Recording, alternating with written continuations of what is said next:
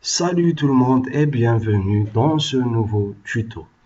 Donc, à un moment ou à un autre, on a tous, ou du moins la plupart, on a été confrontés à ce genre de problème. Donc, quel problème? On entre un mot de passe de notre session Windows qui va nous permettre d'accéder à notre bureau, à nos fichiers, nos vidéos, nos images, etc. Et là, on rentre le mot de passe et on voit le mot de passe est incorrect. Donc, peut être une petite erreur, on réessaie, et là, il y a toujours problème, et donc on a un sérieux problème. Et ce problème s'appelle j'ai oublié mon mot de passe, comment le réinitialiser. En fait, pour procéder à la réinitialisation du mot de passe, donc sans clé, sans CD et sans tout ça, donc on va exploiter une petite faille. Non, en fait, c'est une énorme faille, c'est une faille un peu grave dû au système d'exploitation Microsoft Windows. Donc, pour vous donner juste une petite idée, si on appuie 5 fois sur la touche Maj, donc, et je rappelle qu'elle se trouve en dessous de la touche de verrouillage de la majuscule, donc on appuie 5 fois, et on a une application qui démarre automatiquement, donc c'est pour activer les touches rémanentes. Donc ça, pour vous expliquer qu'on peut en fait démarrer quelques applications sans avoir le mot de passe, sans accéder au système ou à notre bureau. Donc en utilisant cette faille, ce qu'on va essayer de faire, donc en appuyant 5 fois sur la touche Maj, on va démarrer un autre programme que celui-ci. Donc cette faille va nous permettre d'un peu de modifier le système en lui-même. Et donc, comment on va faire ça? Je vous demande de redémarrer votre ordinateur. Et écoutez bien, à l'instant où le logo Windows apparaît, il est en train de se charger.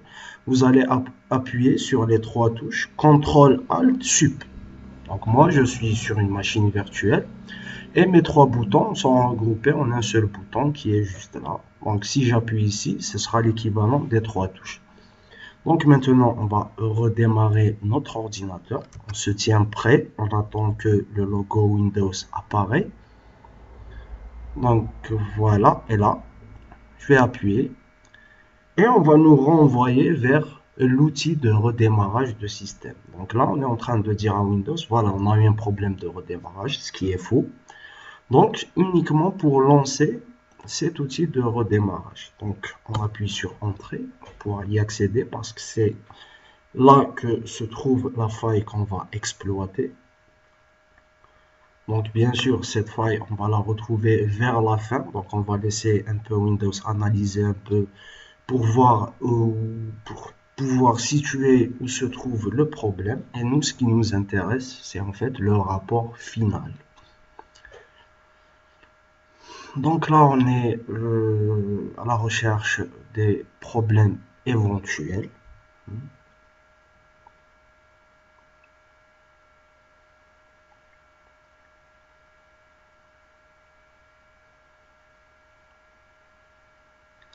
Et là, on vous demande si vous voulez restaurer votre ordinateur à l'état, enfin, à une date antérieure ou que vous avez sauvegardé auparavant. Nous, c'est vraiment pas le but, donc on va ni restaurer ni rien du tout. Je vous ai dit, on a juste besoin du rapport final. Donc, on va faire annuler. Et là, la tentative de réparation, elle va un peu durer, enfin, ça peut aller jusqu'à 10 minutes. Donc, je vous reprends juste après. Et voilà. En fait, là, la réparation est terminée. L'outil de redémarrage système ne peut pas redémarrer automatiquement l'ordinateur. En bref, nous, ce qui nous intéresse, c'est voir les détails de ce problème. Si on va jusqu'en bas, si la déclaration de confidentialité en ligne n'est pas disponible, lisez la version hors connexion. D'accord, donc c'est un fichier .text. Si on appuie dessus, on va trouver effectivement une déclaration de confidentialité. Voilà, n'ayez pas peur.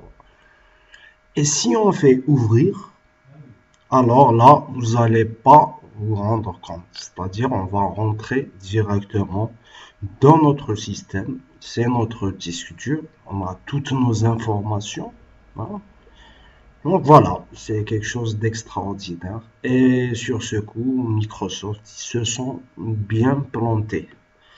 Donc, on va aller dans le C, Windows, et on va directement dans Système 32.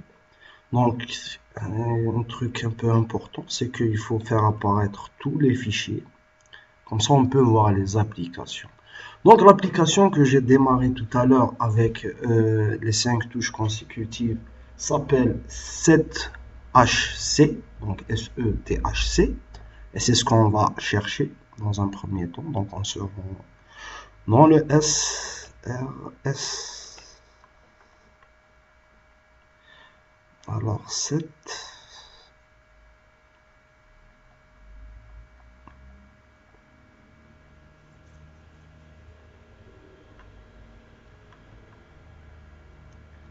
Et la voilà, 7HC. Donc, ce qu'on va faire, on va la modifier, on va juste rajouter un. Donc, en fait, de cette façon, lorsqu'on appuie 5 fois sur la touche Maj, en fait, ce que va faire le système, c'est rechercher l'application 7HC. Donc, il ne va pas chercher l'application 7HC1. Donc, si on fait ça, en fait, on va juste la rendre inactive. Et ce qu'on va faire juste après, c'est chercher l'application CMD, donc notre commande, celle qui va nous permettre de changer de mot de passe.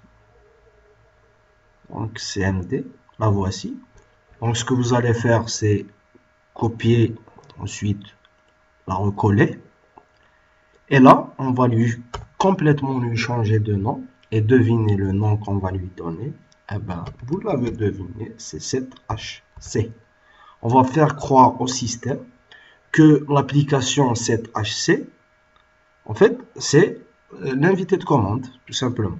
Donc, on appuie sur OK. Regardez, j'ai toutes les différentes accréditations pour changer quand même des fichiers de système.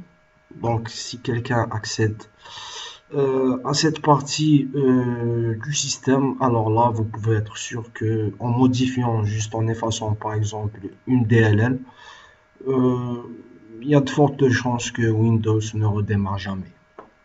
Donc voilà, dans notre cas, on a créé la 7HC qui va démarrer la commande, l'invité de commande. Une fois terminé, donc là, c'est bon. Une fois avoir modifié tout ça, là, on va juste redémarrer tout simplement notre ordinateur.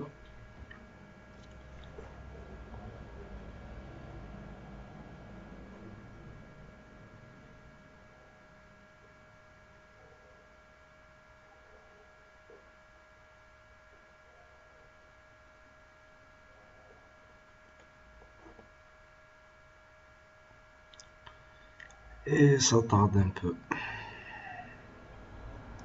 Donc on redémarre. Et en fait, pour ceux qui vont utiliser un ordinateur physique, c'est strictement la même chose. C'est ça, c'est-à-dire point par point. Hormis le contrôle Alt-Sup, c'est exactement la même chose.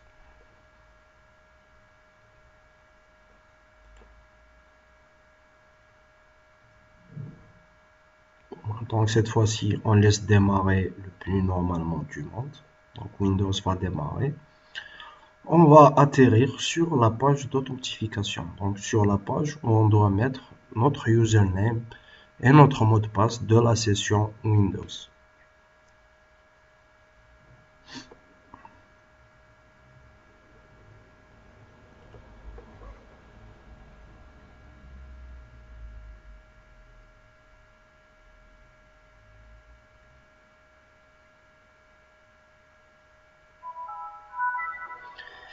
Et voilà. Donc, on va encore une fois jouer aux devinettes. Si j'appuie 5 fois de suite sur Match, cette fois-ci, qu'est-ce que je vais avoir? Alors, d'accord, gardez ça en tête et on va voir ça tout de suite. Eh ben voilà, ceux qui ont répondu qu'on allait avoir l'invité de commande, eh ben ils ne se sont pas plantés du tout. Pour le reste, vous vous êtes plantés. Donc là, qu'est-ce qu'on va faire? On va regarder les privilèges qu'on a. Donc on démarre directement à partir de la racine système 32. Donc on est le système, c'est nous qui allons décider de tout. On est un peu plus que l'administrateur ou super utilisateur. Donc là, on va taper la commande suivante, net user, le nom de la personne, enfin le username de la personne qui désire concernée par cette session. Donc j'écris mon prénom. Et là, je vais faire une étoile. Et là, on me demande d'entrer le mot de passe pour l'utilisateur. Ce sera le nouveau mot de passe. Donc, on s'en fout un peu de l'actuel et on va donner un nouveau mot de passe. Donc, je vais pas faire quelque chose de compliqué.